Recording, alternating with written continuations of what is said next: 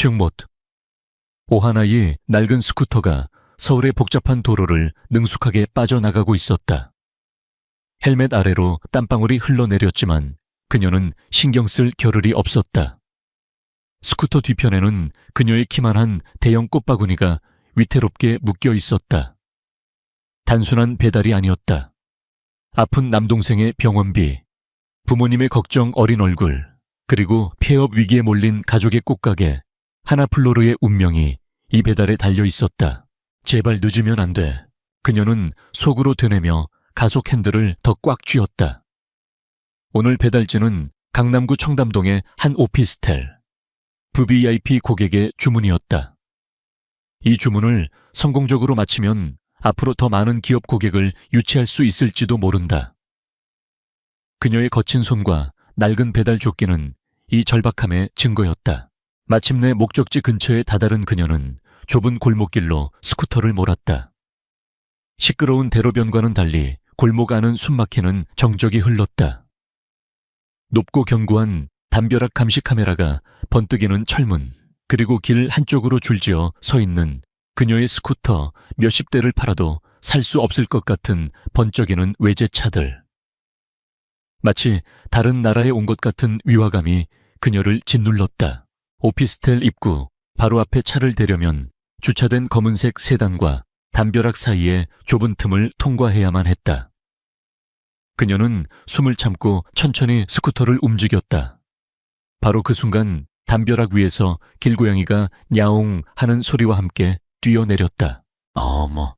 그 짧은 순간 놀란 그녀의 손이 미세하게 흔들렸다. 심장이 멎는 듯한 끔찍한 소리가 골목의 정적을 갈랐다. 스쿠터의 핸들 끝부분이 거울처럼 반짝이는 검은색 세단의 옆면을 길게 긁어버린 것이다.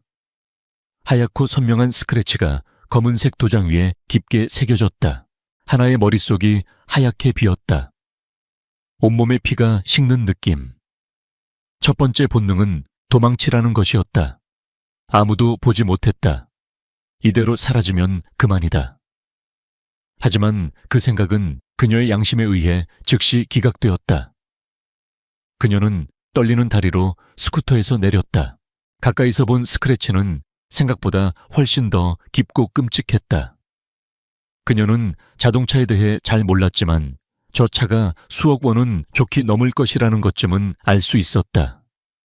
수리비는 상상조차 할 수 없었다. 그녀의 가족이 평생을 모아도 갚지 못할 금액일지도 몰랐다. 어떻게든 책임을 져야 했다. 그녀는 떨리는 손으로 가방에서 수첩과 펜을 꺼내 자신의 연락처를 적어 차 와이퍼에 꽂아두려 했다. 바로 그때였다. 날칵. 운전석 문이 열리고 한 남자가 차에서 내렸다. 한치의 오차도 없이 완벽하게 재단된 다크네이비 수트 손목에서 빛나는 고급 시계, 그리고 어떤 감정도 읽을 수 없는 차갑고 조각 같은 얼굴. 그는 방금 잡지에서 튀어나온 모델처럼 비현실적으로 잘생겼지만 그가 뿜어내는 위압감은 사람을 얼어붙게 만들었다. 그는 먼저 자신의 차에 생긴 흉터를 힐끗 보고 그 다음 하나의 얼굴로 시선을 옮겼다. 그의 표정은 분노가 아닌 완벽한 무표정이었다. 그리고 그것이 더 무서웠다. 하나는 거의 반사적으로 90도로 허리를 숙였다. 죄송합니다. 정말 죄송합니다. 제가 전부 변상하겠습니다. 목소리가 염소처럼 떨려 나왔지만 그녀는 변명하지 않았다. 고양이가 나타났다거나 길이 좁았다는 식의 핑계를 대지 않았다. 그저 자신의 실수를 온전히 인정하고 책임을 지겠다고 말했다. 권태민 대표는 최악의 하루를 보내고 있었다. 중요한 계약은 틀어졌고 무능한 임원들은 그의 속을 긁어놓았다. 기분 전환을 위해 잠시 차를 세우고 있던 찰나에 이런 일이 벌어진 것이다. 그는 당연히 차 주인이 도망치거나 혹은 울고불고 매달리며 선처를 구할 것이라 예상했다. 하지만 눈앞의 이 여자는 달랐다. 공포와 절망으로 가득 차 있었지만 그녀의 크고 맑은 눈에는 완고한 정직함이 서려 있었다. 낡고해진 배달 조끼를 입은 작은 체구의 여자가 자신의 모든 것을 잃을 수도 있는 상황 앞에서 도망치지 않고 똑바로 서서 책임을 말하고 있었다. 그 기묘한 부조화가 그 예상치 못한 존엄성이 그의 얼어붙은 감정의 표면을 깨뜨렸다. 권태민은 순간 자신이 이 여자를 뚫어지게 보고 있다는 사실을 깨달았다. 마치 삭막한 콘크리트 정글 한가운데서 희귀한 야생화를 발견한 듯한 생경한 감정이었다. 그는 다시 차의 스크래치와 여자의 얼굴을 번갈아 보았다. 그에게 이 차는 수많은 소유물 중 하나일 뿐이었다. 하지만 저 여자에게는 인생이 걸린 문제일 터였다. 갑자기 차에 난 상처가 아무것도 아닌 것처럼 느껴졌다. 됐습니다. 그의 낮은 목소리가 하나의 필사적인 사과를 끊었다. 하나는 고개를 들었다. 이해할 수 없다는 표정이었다. 네, 하지만 스크래치가 이렇게 심한데, 그녀는 고집스럽게 말했다. 이것은 돈의 문제가 아니라 책임의 문제였다. 그녀는 낡은 지갑에서 신분증을 꺼내 보이며 자신의 연락처를 다시 한번 주려고 했다. 그 모습이 권태민의 흥미를 더욱 자극했다. 그는 평생 자신에게 무언가를 얻어내려는 사람들만 상대해왔다. 자신을 파산시킬 수도 있는 빚을 굳이 지겠다며 덤벼드는 사람은 처음이었다. 그는 손을 저어 그녀의 말을 막았다. 정말 괜찮습니다. 바쁜 것 같은데 그냥 가보시죠. 그의 목소리는 조금 전보다 부드러워져 있었다. 그 역시 자신이 왜 이러는지 알 수 없었다. 다만 이 여자가 자신을 위협적인 존재로 느끼지 않기를, 자신 앞에서 더 이상 두려워하지 않기를 바랐다. 하나는 여전히 어안이 벙벙한 채로 그를 바라보다가 몇 번이고 허리를 숙여 사과하고는 스쿠터에 올라탔다. 그녀가 떠나기 직전 태민이 그녀를 불러 세웠다. 잠깐만요. 네, 이름이 뭐죠? 그의 갑작스러운 질문에 하나는 잠시 망설이다 대답했다. 오하나입니다. 오하나. 태민은 그녀의 이름을 나지막이 읊조렸다. 마치 그 맛을 음미하는 것처럼. 알겠습니다. 그는 더 이상 아무 말 없이 차에 올라탔다. 하나는 인생에서 가장 운이 좋으면서도 가장 기묘한 만남을 뒤로하고 서둘러 배달을 마저 하기 위해 골목을 빠져나갔다. 차 안에 혼자 남은 권태민은 시동을 걸지 않았다. 그는 등받이에 몸을 기댄 채 눈을 감았다. 차에 난 보기 흉한 스크래치는 이미 안중에도 없었다. 그의 머릿속에는 오직 한 가지 생각뿐이었다. 오하나. 그의 입가에 자신도 모르는 희미한 미소가 떠올랐다. 하루를 망쳤던 지독하게 나쁜 기분이 거짓말처럼 사라져 있었다. 다음 날 은성그룹 본사 최상층에 위치한 회장실은 평소와 다른 기류가 감돌았다. 권태민은 거대한 통유리창 너머로 서울의 정형을 내려다보고 있었지만 그의 시선은 그 어디에도 머무르지 않았다. 분기 실적 보고서가 책상 위에 놓여 있었지만 그의 머릿속은 온통 어제의 그 여자 오하나에 대한 생각으로 가득 차 있었다. 정직함과 책임감으로 빛나던 그 눈동자. 절박한 상황 속에서도 잃지 않았던 존엄성. 지난 몇 년간 그가 상대해온 온갖 종류의 아첨과 탐욕으로 가득 찬 인간 군상 속에서 그녀는 너무나도 이질적이고 신선한 존재였다. 그는 인터폰을 눌러 비서실장 김도식을 호출했다. 김 비서는 한치의 오차도 없는 인물로 권태민이 가장 신뢰하는 오른팔이었다. 김 비서 사람을 한 명 찾아줘. 네, 회장님. 어떤 분이십니까? 이름은 오하나. 어제 청담동에서 나하고 가벼운 접촉사고가 있었어. 그녀에 대한 모든 걸 최대한 조용히 알아봐줘. 김 비서는 유능했다. 그는 회장의 사적인 명령에 대해 질문하지 않았다. 하지만 속으로는 놀라움을 금치 못했다. 일 외에는 그 어떤 것에도 관심을 보이지 않던 회장이 처음으로 한 여자에 대해 궁금해하고 있었다. 알겠습니다, 회장님. 몇 시간 후 김 비서는 한 장의 보고서를 들고 다시 회장실을 찾았다. 오하나 27살. 하나플로르라는 작은 꽃집을 부모님과 함께 운영하고 있습니다. 현재 가게는 심각한 경영난을 겪고 있으며 상당한 빚이 있는 것으로 파악됩니다. 보고서에는 그녀의 가게 주소와 연락처가 적혀 있었다. 권태민은 보고서를 받아들고 잠시 생각에 잠겼다.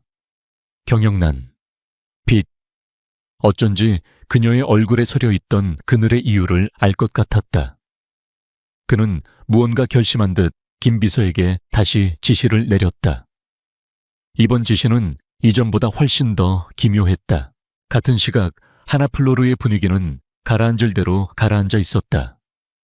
하나의 부모님은 가게를 정리하는 문제를 두고 심각하게 대화하고 있었다. 하나는 어제 긁어버린 차의 수리비가 언제 청구될지 모른다는 생각에 죄책감으로 숨이 막힐 지경이었다.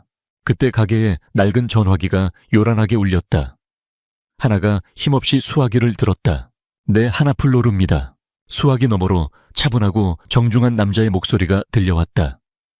은성그룹 빌딩으로 보낼 개업 축하용 대형 화환을 주문하고 싶다고 했다. 그가 말하는 주문량은 하나가 일주일 내내 팔아도 채우기 힘든 양이었다. 네, 다시 한번 말씀해 주시겠어요? 은성그룹 임원실로 보낼 겁니다. 최고급으로 부탁드립니다. 그리고 한 가지 조건이 있습니다. 네, 말씀하세요. 어제 오후에 배달했던 분이 직접 배달해 주셨으면 합니다. 가능하겠습니까? 가족 모두가 놀라움에 서로의 얼굴을 쳐다보았다. 가게 역사상 이런 거액의 주문은 처음이었다. 하나의 어머니는 눈물을 글썽이며 기뻐했다. 하나는 자신을 특정해서 배달을 요구했다는 점이 조금 마음에 걸렸지만 지금은 그런 걸 따질 때가 아니었다. 이 주문은 가뭄의 단비와도 같았다. 하나는 정성을 다해 최고급 난과 꽃들로 화환을 만들었다. 그리고 약속된 시간에 맞춰 은성그룹 빌딩으로 향했다. 거대한 빌딩의 위용에 압도당했지만 그녀는 당당하게 로비로 들어섰다. 최고층 임원실로 간다는 말에 안내데스크 직원은 그녀를 위아래로 훑어보더니 화물 엘리베이터로 안내했다.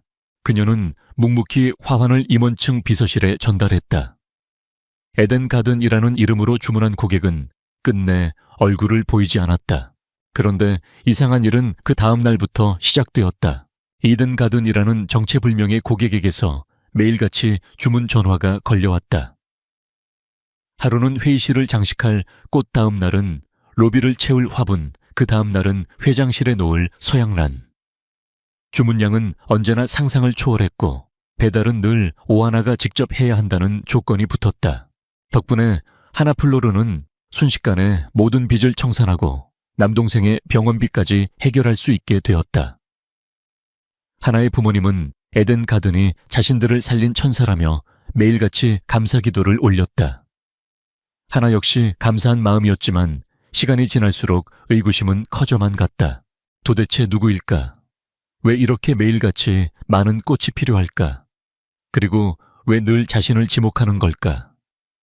그녀는 마치 누군가 보이지 않는 곳에서 자신을 지켜보며 정교한 연극을 벌이는 것 같은 기묘한 느낌을 지울 수 없었다. 한편 권태민의 회장실은 그의 성격만큼이나 차갑고 미니멀한 공간이었지만 이제는 거대한 식물원이 되어가고 있었다. 그는 하나가 배달을 오는 시간이 되면 온갖 핑계를 대며 로비나 비서실 근처를 서성였다. 그리고 멀리서 들키지 않게 그녀를 지켜보았다.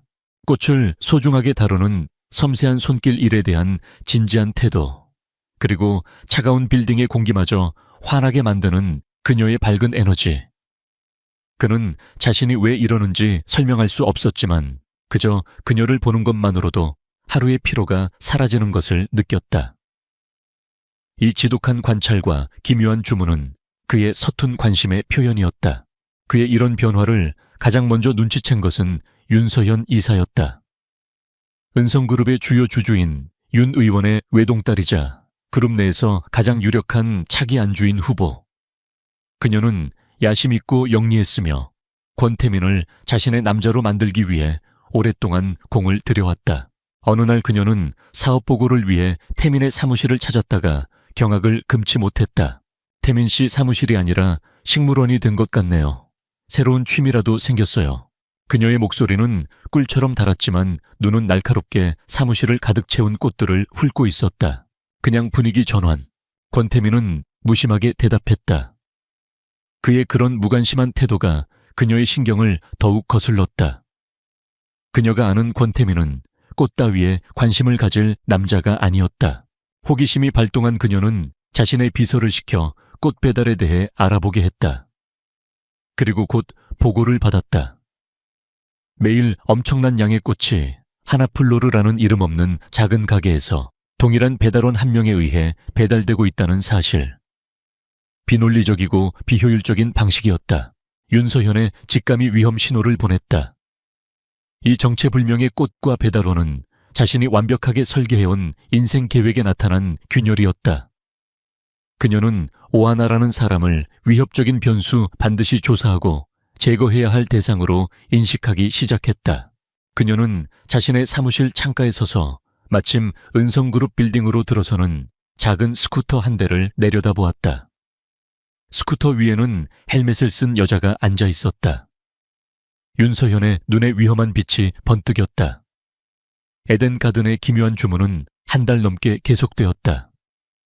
덕분에 하나플로르는 기적처럼 되살아났지만 오하나의 마음속 의심은 날마다 눈덩이처럼 불어났다. 부모님은 그저 감사할 따름이었지만 하나는 이 비정상적인 호의가 언젠가 더 큰 대가로 돌아올 것만 같아 불안했다. 조종당하는 인형이 된 기분. 그녀는 더 이상 이 정체불명의 연극에 휘둘리지 않기로 결심했다. 오늘은 반드시 만나야겠어. 그 사람이 누구든 왜 이런 일을 하는지 직접 들어야겠어. 그녀는 오늘도 어김없이 배달된 거대한 꽃다발을 스쿠터에 싣고 은성그룹 빌딩으로 향했다. 비장함마저 감도는 그녀의 표정에 어머니는 걱정스러운 눈빛을 보냈지만 딸의 완고한 결심을 꺾지는 못했다. 은성그룹 로비에 도착한 하나는 평소처럼 꽃을 비서실에 인계하라는 안내데스크 직원의 말에 처음으로 고개를 저었다. 죄송하지만 오늘은 꼭 에덴 가든 고객님을 직접 뵙고 인사를 드리고 싶습니다. 저희 가게를 살려주신 은인이시니까요. 그녀의 목소리는 정중했지만 그 안에는 물러서지 않겠다는 단호함이 실려 있었다. 당황한 직원은 안절부절 못하다가 결국 김도식 비서실장에게 연락을 취했다. 잠시 후 김 비서가 직접 로비로 내려왔다. 오하나 씨 회장님께서는 지금 매우 바쁘십니다. 감사의 마음은 이것으로 대신 전해주시면 안 되겠습니까? 김 비서는 두툼한 현금 봉투를 내밀며 그녀를 회유하려 했다. 하지만 하나의 눈은 봉투가 아닌 그의 입에서 나온 회장님이라는 단어에 꽂혔다. 설마, 아니겠지. 그녀는 더욱 물러설 수 없다고 생각했다. 돈을 바라고 온 것이 아닙니다.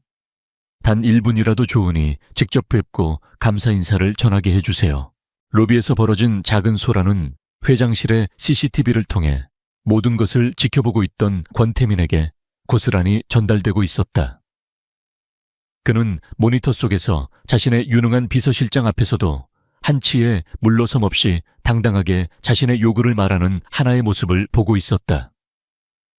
곤란해하는 기색이 역력했지만 그 눈빛은 여전히 정직하게 빛나고 있었다. 권태민의 입가에 또다시 그 자신도 모르는 미소가 떠올랐다. 이쯤에서 이 지루한 숨바꼭질을 끝낼 때가 되었다. 그는 자리에서 일어나 직접 로비로 향했다. 엘리베이터 문이 열리고 그가 로비의 모습을 드러내는 순간 로비의 모든 공기가 멈추는 듯했다. 김 비서와 실랑이를 벌이던 하나의 눈이 믿을 수 없다는 듯 커졌다. 그 남자였다. 골목길에서 만났던 자신의 인생을 송두리째 바꿀 뻔했던 그 스크래치의 주인. 모든 퍼즐 조각이 그 순간 맞춰졌다. 상처를 묻어버린 기묘한 관대함 자신을 특정했던 이상한 배달 요청, 그리고 이 모든 것을 가능하게 할 압도적인 부와 권력. 태민은 그녀의 앞으로 다가와 멈춰 섰다. 그리고 그의 낮은 목소리가 로비의 정적을 갈랐다. 제가 에덴 가든입니다. 김 비서를 포함한 로비의 모든 직원들이 경악한 표정으로 두 사람을 번갈아 보았다. 태민은 충격에 빠진 하나를 조용한 미팅룸으로 안내했다. 문이 닫히고 단둘이 남게 되자 하나의 머릿속은 온갖 감정들로 뒤엉켰다. 혼란, 당혹감, 약간의 분노, 그리고 모든 의문이 풀린 데서 오는 기묘한 안도감까지. 그녀는 참지 못하고 그에게 따져 물었다. 왜 이런 일을 하신 겁니까? 저를 동정하신 건가요? 아니면 제 반응이 재미있어서 장난이라도 치신 거예요. 그녀의 목소리 끝에는 울음기가 섞여 있었다. 자신의 가족이 되찾은 희망이 결국 한 부유한 남자의 변덕이나 동정심에서 비롯되었다는 생각에 자존심이 상했다. 태미는 그녀의 비난을 피하지 않고 똑바로 마주했다. 동정이 아닙니다. 그는 단호하게 말했다. 처음엔 호기심이었습니다. 하지만 지금은 확신입니다. 무슨 확신 말인가요? 오하나 씨의 재능에 대한 확신. 그는 지난 한 달간 그녀가 배달해온 꽃들에 대해 이야기하기 시작했다. 처음에는 단순히 화려하기만 했던 꽃들이 날이 갈수록 얼마나 창의적이고 대담한 구성으로 바뀌어갔는지, 공간의 특성을 정확히 이해하고 색과 형태를 조화롭게 사용하는 그녀의 감각, 그리고 무엇보다 꽃 하나하나에 애정을 담는 그녀의 진심. 그는 배달하는 소녀가 아니라 자신의 재능을 모르고 썩히고 있는 한 명의 예술가를 보고 있었다. 단순 배달만 하기에는 오하나 씨의 재능이 너무 아깝습니다. 그는 테이블 위로 서류 한 장을 내밀었다. 은성그룹의 모든 VIP 행사와 공간 디자인을 전담하는 플로럴 다이렉터가 되어주십시오. 그것은 정식 고용 계약서였다. 은성그룹 본사 내에 그녀만을 위한 개인 스튜디오 제공, 최고의 플로리스트들로 구성된 팀 지원, 그리고 그녀가 평생 만져볼 수 없을 거라고 생각했던 액수의 연봉까지. 모든 것이 비현실적이었다. 하나는 완전히 압도당했다. 이것은 꿈에서조차 상상해본 적 없는 기회였다. 하지만 동시에 두려움이 밀려왔다. 고작 고등학교를 졸업하고 작은 꽃집을 운영하던 자신이 저 치열하고 살벌한 기업의 세계에서 살아남을 수 있을까? 이것 또한 그의 또 다른 변덕은 아닐까? 그녀는 쉽게 대답할 수 없었다. 이 모든 광경을 윤서현은 유리벽 복도 건너편에서 빠짐없이 지켜보고 있었다. 그녀는 태민이 그 배달부 여자와 단둘이 미팅룸에 들어가는 순간부터 심상치 않음을 직감했다. 그녀는 그가 여자를 바라보는 눈빛을 보았다. 그가 단 한 번도 자신에게는 보여준 적 없는 깊고 진지한 눈빛이었다. 그녀는 태민이 여자에게 계약서를 내미는 것을 보았다. 여자의 얼굴에 떠오른 충격과 망설임도 보았다. 이것은 더 이상 단순한 의심이 아니었다. 명백한 위협이었다. 저 보잘것없는 배달부 여자는 그의 스쳐 지나가는 유흥거리가 아니었다. 권태민은 지금 저 여자를 자신의 세계로 영향력 있는 자신의 영역 안으로 끌어들이려 하고 있었다. 윤서현의 심장 속에서 타오르던 질투와 불안은 차갑고 계산적인 증오로 변모했다. 그녀는 이 상황을 절대 용납할 수 없었다. 저 여자가 자신의 영역에 뿌리 내리기 전에 싹부터 잘라버려야 했다. 윤서현은 싸늘한 분노로 가득 찬 얼굴을 한 채 조용히 그 자리에서 몸을 돌렸다. 그녀의 머릿속은 이미 저 순진한 꽃집 아가씨를 어떻게 짓밟아 버릴지에 대한 계획으로 가득 차기 시작했다. 며칠간의 깊은 고뇌 끝에 오하나는 권태민의 제안을 받아들이기로 결심했다. 그녀는 떨리는 손으로 계약서에 서명했다. 자신의 낡은 과거와 작별하고 예측할 수 없는 미래로 발을 내딛는 계약이었다. 은성그룹에서의 첫날, 그녀에게는 최첨단 설비를 갖춘 거대한 스튜디오와 업계 최고의 엘리트들로 구성된 팀이 주어졌다. 하지만 팀원들의 시선은 차가웠다. 명문 디자인 스쿨 출신인 그들의 눈에 고등학교 졸업장이 전부인 배달부 출신 하나는 이물질과도 같았다. 그녀의 첫 번째 임무는 그룹 본사 로비를 새롭게 디자인하는 것이었다. 전임자는 비싸고 화려한 수입꽃들로 공간을 채웠지만 하나는 달랐다. 그녀는 길가의 들꽃과 흔한 토종식물들을 주재료로 사용했다. 모두가 의아해했지만 완성된 작품은 사람들의 예상을 완전히 뒤엎었다. 소박하지만 끈질긴 생명력, 한국적인 아름다움이 담긴 그녀의 디자인은 로비를 살아 숨쉬는 공간으로 탈바꿈시켰다. 그것은 그녀의 정체성을 담은 조용한 선언이었다. 권태민은 결과에 크게 만족했다. 다른 직원들도 놀라움을 표했지만 편견은 쉽게 사라지지 않았다. 그들은 등 뒤에서 그녀를 낙하산, 스쿠터라고 부르며 수군거렸다. 윤서현의 보이지 않는 공격은 그때부터 시작되었다. 그녀는 직접 손에 흙을 묻히지 않았다. 부하 직원들을 통해 교묘하게 하나를 괴롭혔다. 하나가 중요한 행사를 위해 주문한 희귀한 꽃이 행정착오로 취소되는가 하면 거의 완성된 작품이 실수로 넘어져 망가지는 일도 있었다. 책상 위에 뒀던 디자인 스케치가 감쪽같이 사라지는 일도 비일비재했다. 같은 팀의 최 팀장은 특히 노골적으로 그녀를 적대했다. 원래 자신의 자리였어야 할 디렉터 직함을 빼앗겼다고 생각한 그녀는 사사건건 하나의 디자인에 대해 너무 관습에 얽매이지 않는다. 혹은 기본기가 부족하다며 트집을 잡고 팀원들을 선동했다.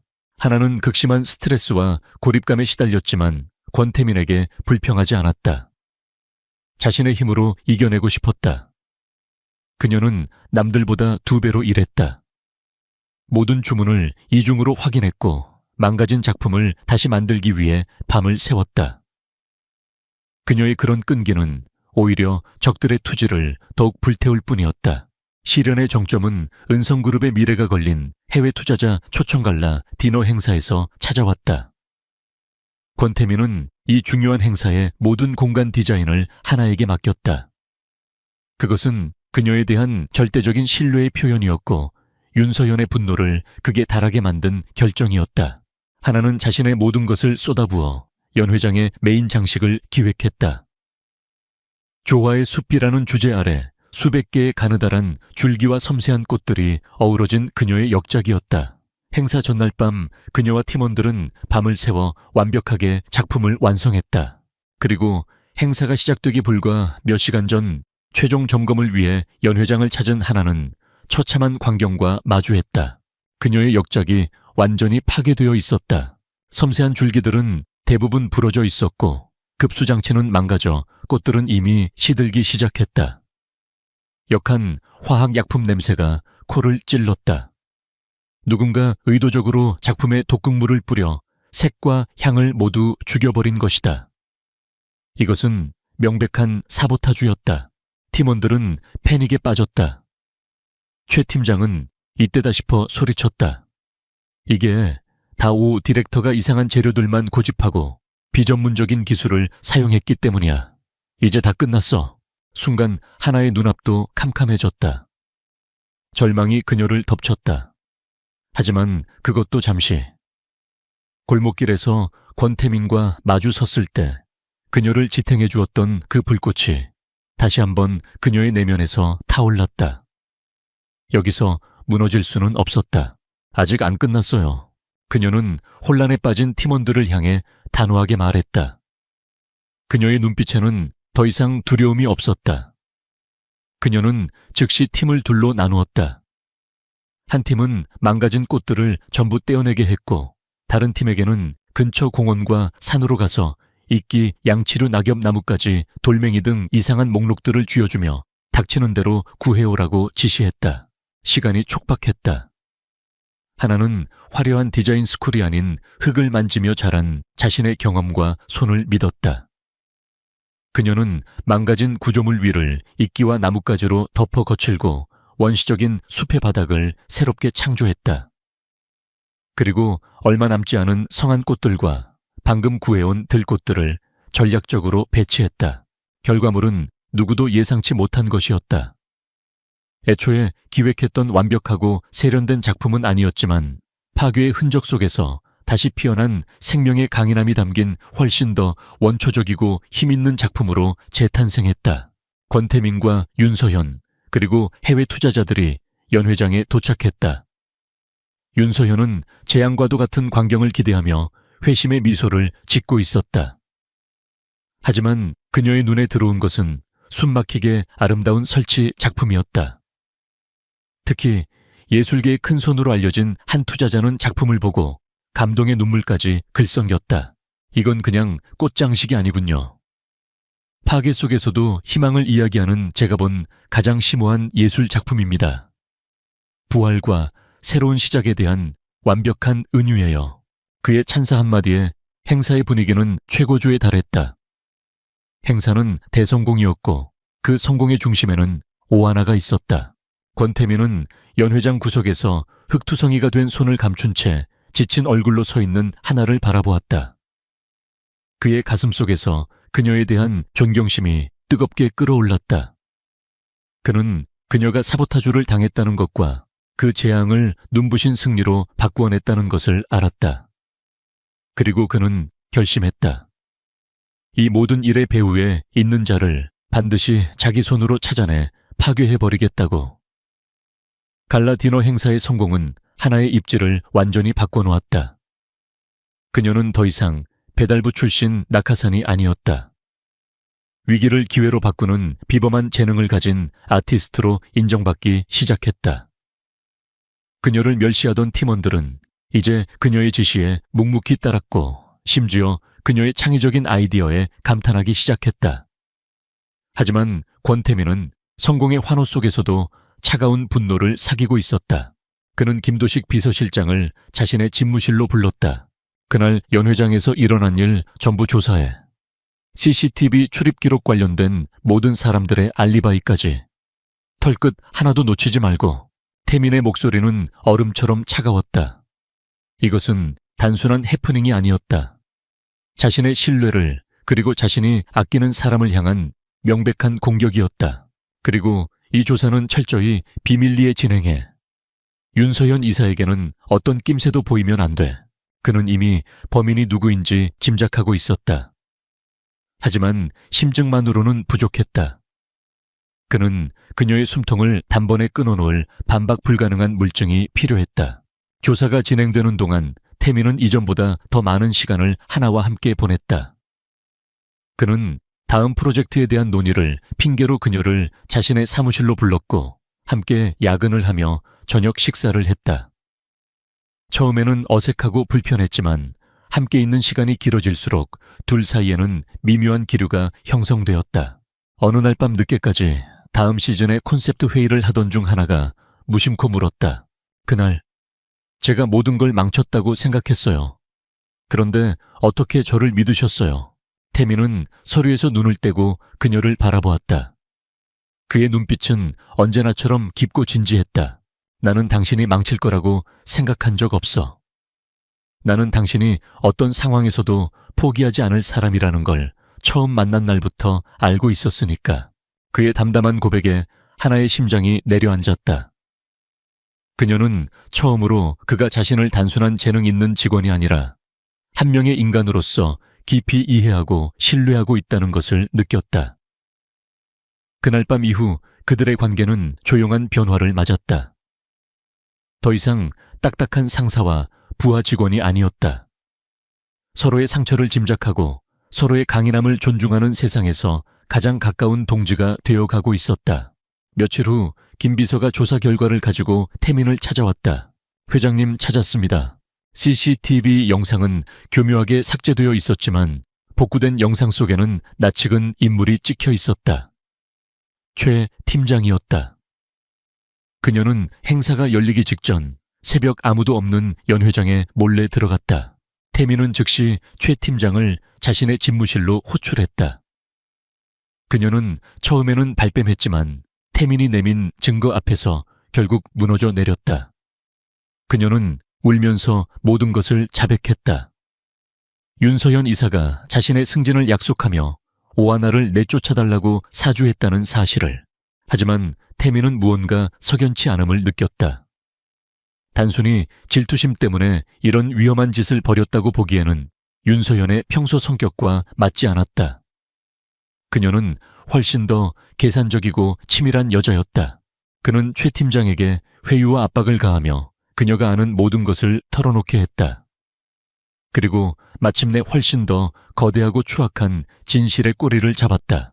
최 팀장은 윤서현이 최근 은성그룹의 경쟁사인 태영건설의 한 이사와 자주 비밀리에 만나는 것을 목격했다고 말했다. 그들은 주로 고급 일식집의 밀실에서 만났으며 매번 서류 봉투가 오고 갔다고 했다. 태영건설. 태민의 눈빛이 싸늘하게 빛났다.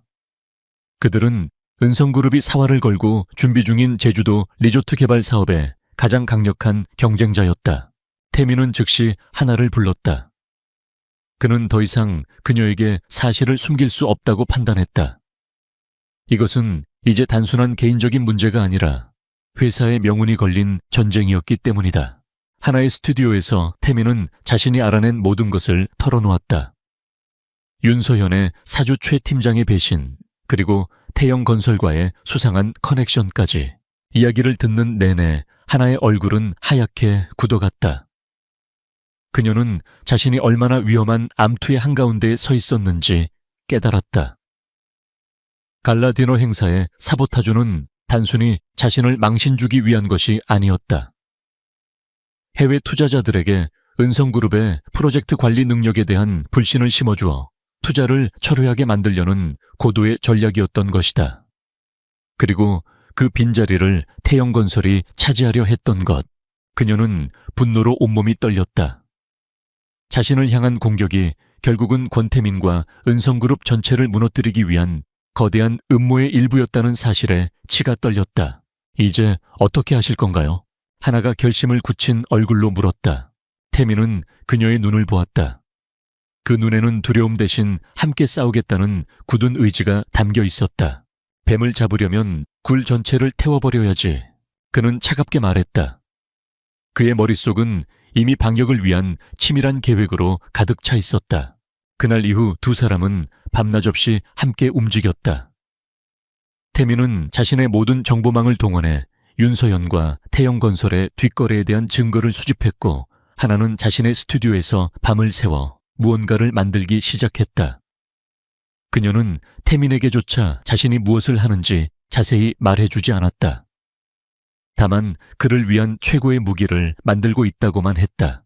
두 사람은 적의 눈을 속이기 위해 낮에는 여느 때처럼 행동했다. 태민은 냉정한 CEO로, 하나는 재능 있는 플로럴 디렉터로. 하지만 밤이 되면 그들은 거대한 음모에 맞서는 가장 비밀스럽고 강력한 파트너가 되었다. 그들의 비밀스러운 공조는 위기 속에서 서로에 대한 신뢰와 애정을 더욱 깊어지게 만들었다. 그들은 자신들이 단순한 비즈니스 파트너가 아니라 운명을 함께하는 동지임을 깨닫고 있었다. 은성그룹 연례 주주총회가 열리는 날, 컨벤션 홀의 공기는 얼음장처럼 차가웠다. 그룹의 미래를 결정할 중요한 안건들이 테이블 위에 놓여 있었고, 주주들의 날카로운 시선은 단상 위에 앉은 권태민에게로 향해 있었다. 윤서현은 주주들 사이에 앉아 자신감 넘치는 미소를 짓고 있었다. 그녀는 오늘 이 자리에서 권태민을 끌어내리고 자신이 그룹의 새로운 권력자가 될 것이라고 확신했다. 그녀의 손에는 태영건설과 공모하여 조작한 제주 리조트 사업의 부정적인 전망 보고서와 권태민의 독단적인 경영을 비판하는 자료들이 들려 있었다. 그리고 마지막 한 방을 위해 그녀는 오하나와의 부적절한 관계를 암시하는 증거도 준비해 두었다. 회의가 제주 리조트 개발 사업 안건으로 넘어가자 예상대로 윤서현이 먼저 포문을 열었다. 의장님, 저는 권태민 회장님께서 추진 중인 이 사업에 대해 심각한 우려를 표명하지 않을 수 없습니다. 그녀는 자리에서 일어나 유창하고 설득력 있는 어조로 말을 시작했다. 그녀는 자신이 준비한 조작된 자료들을 근거로 프로젝트의 수익성이 얼마나 과장되었으며 리스크 관리가 얼마나 허술한지를 조목조목 지적했다. 더 큰 문제는 이처럼 중요한 프로젝트의 핵심적인 부분을 검증되지 않은 인물에게 맡기고 있다는 점입니다. 그녀의 시선이 회의장 한쪽에 앉아있던 오한에게로 향했다. 플로럴 디렉터라는 생소한 직책을 만들어 고졸 출신의 배달원에게 막대한 권한과 예산을 주고 있습니다. 이것이 과연 정상적인 경영 판단이라고 할 수 있겠습니까? 아니면 이 두 사람 사이에 우리가 모르는 특별한 관계라도 있는 것입니까? 회의장은 술렁이기 시작했다. 주주들의 의심 어린 시선이 태민과 하나에게로 쏟아졌다. 윤서현은 승리를 예감하며 회심의 미소를 지었다. 권태민은 그녀의 모든 비난을 묵묵히 듣고 있었다. 그의 얼굴에는 어떤 동요도 보이지 않았다. 마침내 그녀의 말이 끝나자 그는 천천히 자리에서 일어났다. 윤 이사님의 날카로운 지적에 감사드립니다. 그의 차분한 목소리가 회의장을 채웠다. 하지만 그 지적들이 얼마나 터무니없는 허위 사실에 기반하고 있는지 지금부터 이 자리에서 증명해 보이겠습니다. 그의 말과 함께 회의장 뒤편에 거대한 스크린이 켜졌다. 그러나 스크린에 나타난 것은 복잡한 사업 보고서가 아니었다. 그것은 회의장 전체를 하나의 예술 작품처럼 감싸고 있는 오하나의 설치 작품을 비추고 있었다. 사람들은 그제야 회의장을 장식하고 있는 기묘한 작품에 주목했다. 공간의 한쪽 벽면은 어둡고 시든 넝쿨과 날카로운 가시나무들로 채워져 있었고 그 사이사이에는 배신과 기만을 상징하는 검은 장미와 노란 카네이션이 꽂혀 있었다. 반면 반대쪽 벽면은 생기 넘치는 푸른 이끼와 희망을 상징하는 하얀 안개꽃 그리고 굳건한 신뢰를 의미하는 해바라기들로 가득 차 있었다. 극명한 대조를 이루는 두 개의 공간이 회의장을 양분하고 있었다. 오늘 이 주주총회의 공간 디자인은 오하나 디렉터의 작품입니다. 작품의 주제는 진실과 거짓입니다. 태민이 말하는 동안 스크린에는 윤서현이 태영건설의 이사와 밀실에서 만나는 모습이 담긴 CCTV 영상이 나타났다. 날짜와 시간, 그리고 두 사람이 주고받은 서류 봉투까지 선명하게 찍혀 있었다.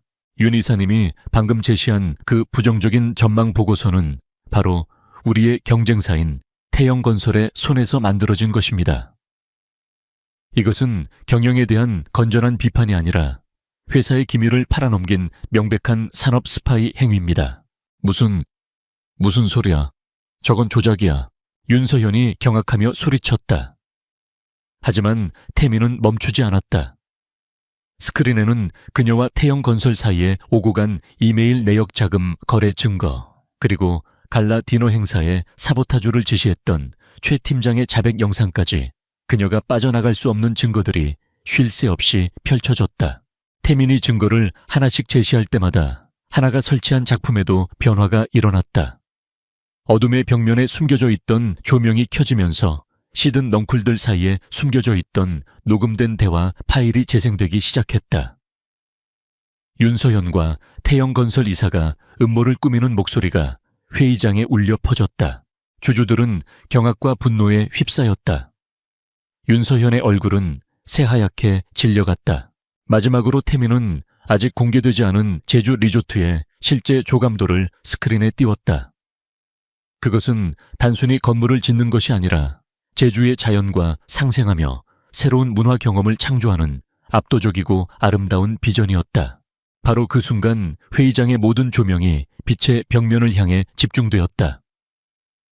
그러자 수백 송이의 해바라기들이 마치 살아있는 것처럼 천천히 단상을 향해 고개를 돌렸다. 그것은 오직 한 사람 권태민을 향한 변치 않는 신뢰와 지지를 상징하는 숨막히는 장관이었다. 하나는 자신의 자리에서 일어나 이 모든 광경을 지켜보고 있었다. 그녀는 예술로 진실을 증명했다. 그녀의 작품은 단순한 장식이 아니라 이 전쟁의 승패를 결정지은 가장 강력하고 아름다운 무기였다. 모든 것이 끝났다. 윤서현은 그 자리에서 보안 요원들에게 연행되었다. 그녀가 떠나간 자리에는 처참한 배신의 흔적만이 남았다. 잠시 동안의 정적이 흐른 후 회의장에서는 우레와 같은 박수 소리가 터져 나왔다. 그것은 권태민의 승리를, 그리고 은성그룹의 새로운 시작을 축하하는 함성이었다. 그 모든 혼란의 한가운데서 권태민은 단상 위에서 오직 한 사람 오하나만을 바라보고 있었다. 그녀 역시 그를 바라보고 있었다. 두 사람의 시선이 허공에서 마주쳤다. 그 눈빛 속에는 수많은 말들이 담겨 있었다. 함께 싸워 이겨낸 동지애, 서로의 재능에 대한 깊은 존경, 그리고 그 모든 것을 뛰어넘는 이제는 더 이상 숨길 수 없는 사랑의 감정이었다. 주주총회에서의 극적인 사건 이후 윤서현의 몰락은 신속했다. 산업 스파이 및 배임 혐의로 구속된 그녀의 이름은 연일 신문 사회면을 장식했다. 은성그룹의 내부 정보를 이용해 부당한 이득을 취하려 했던 태영건설 역시 막대한 타격을 입고 제주 리조트 사업에서 손을 떼야만 했다. 내부의 배신자를 성공적으로 척결하고 위기를 기회로 만든 권태민의 리더십은 주주들의 절대적인 지지를 얻었고 은성그룹은 그 어느 때보다 단단하게 미래를 향해 나아갈 수 있게 되었다. 이 사건의 또 다른 주인공 오하나는 하루아침에 유명 인사가 되었다. 꽃으로 진실을 밝힌 아티스트. 그녀의 이름 앞에는 늘 이런 수식어가 따라붙었다. 각종 예술 잡지에서 인터뷰 요청이 쇄도했고 그녀의 독창적인 디자인 철학은 업계의 새로운 트렌드가 되었다. 그녀는 더 이상 행운을 잡은 배달부가 아니었다. 자신의 실력과 신념으로 정상에 선 모두가 인정하는 아티스트였다. 하지만 화려한 스포트라이트 속에서도 하나의 마음은 늘 자신의 뿌리가 있는 작은 꽃집 하나플로르에 있었다. 가게는 더 이상 생계를 걱정하지 않아도 될 만큼 안정되었고 은성그룹의 지원 아래 새로운 대중적인 브랜드의 플래그십 스토어로 재탄생을 준비하고 있었다. 어느 저녁 하나는 오랜만에 가게로 돌아와 부모님을 도왔다. 값비싼 디자이너 의상 대신 편안한 작업복을 입고 흙을 만지는 그녀의 모습은 예전과 똑같았다. 그때 가게 문이 열리고 권태민이 들어왔다. 딱딱한 수트가 아닌 부드러운 캐주얼 차림의 그는 더 이상 차가운 CEO가 아닌 그저 한 남자처럼 보였다. 딸을 바라보는 그의 눈에서 꿀이 떨어지는 것을 본 하나의 부모님은 두 사람을 위해 조용히 자리를 비켜주었다. 태민은 향기로운 꽃들로 가득 찬 작은 가게를 둘러보았다. 여기에 오면 당신의 향기가 가장 짙게 느껴져요. 그가 나지막이 말했다. 그는 하나에게 다가가 그녀의 흙 묻은 손을 조심스럽게 잡았다. 그리고 처음으로 자신의 가장 깊은 속마음을 고백하기 시작했다. 처음 골목길에서 당신을 만났을 때 그냥 신기한 사람이라고 생각했어요.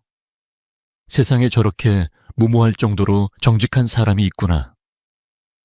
그런데 매일 당신의 꽃을 받고 당신을 멀리서 지켜보면서 나는 당신이라는 사람 그 자체에 빠져들기 시작했습니다. 그는 꽃이 아니라 그녀의 정신을, 그녀의 삶에 대한 태도를 사랑하게 되었다고 말했다. 흑백 같던 자신의 세상에 그녀가 얼마나 다채로운 색을 입혀주었는지 그의 진심 어린 고백에 하나의 눈에 눈물이 고였다. 그녀 역시 자신의 마음을 털어놓았다. 처음에는 그를 두려워하고 의심했지만 차가운 CEO의 가면 뒤에 숨겨진 따뜻하고 외로운 남자를 보게 되면서 자신도 모르게 그에게 이끌렸다고. 자신을 그저 배달부로만 여겼던 세상에서 유일하게 자신을 아티스트로 봐준 남자를 어떻게 사랑하지 않을 수 있었겠냐고. 두 사람은 한참 동안 서로의 손을 잡은 채 말없이 서로의 마음을 확인했다. 마침내 태민이 결심한 듯 입을 열었다. 그의 목소리는 조금 떨리고 있었지만 그 어느 때보다 진지했다. 오하나 씨, 네, 이제 은성그룹의 회장과 플로럴 디렉터가 아니라 그는 한 걸음 더 그녀에게 다가섰다.